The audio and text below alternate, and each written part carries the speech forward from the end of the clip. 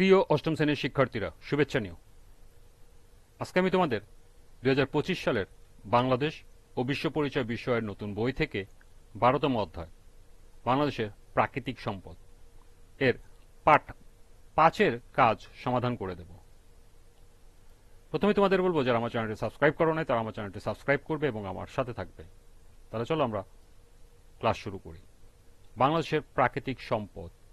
লক্ষ্য করো, 133 পৃষ্ঠার শেষে একটি কাজ দেওয়া আছে। শিল্প বিকাশের প্রভাবের ক্ষেত্রগুলো চিহ্নিত করো। তো চলো আমরা এর সমাধান দেখে নিই। শিল্প বিকাশ একটি দেশের অর্থনৈতিক, সামাজিক ও পরিবেশগত ক্ষেত্রে ব্যাপক প্রভাব ফেলে। নিচে শিল্প বিকাশের প্রধান প্রধান প্রভাবের ক্ষেত্রগুলো চিহ্নিত করা হলো।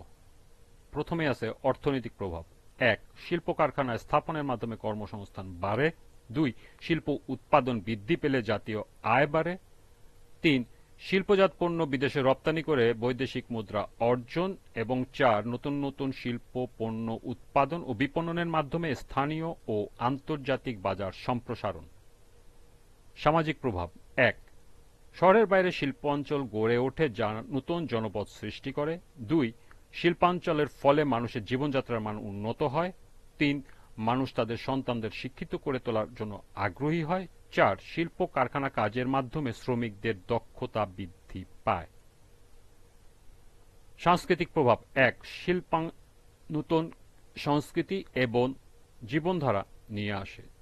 2. নতুন ধরনের সাংস্কৃতিক কার্যকলাপ ও বিনোদনের সুযোগ তৈরি করে। সর্বশেষ পরিবেশগত প্রভাব। 1.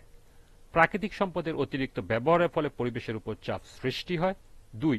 শিল্প কারখানায় কার্বন নিঃসরণের ফলে গ্রিনহাউস গ্যাসের পরিমাণ বৃদ্ধি পায়।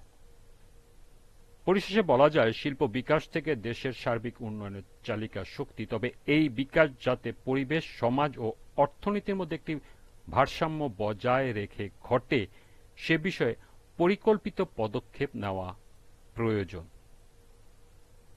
এ ছিল এই কাজের সমাধান। আজকের ক্লাসটি এ পর্যন্তই। পরবর্তী ক্লাসে অনুশীলনী থেকে সমাধান করে দেব।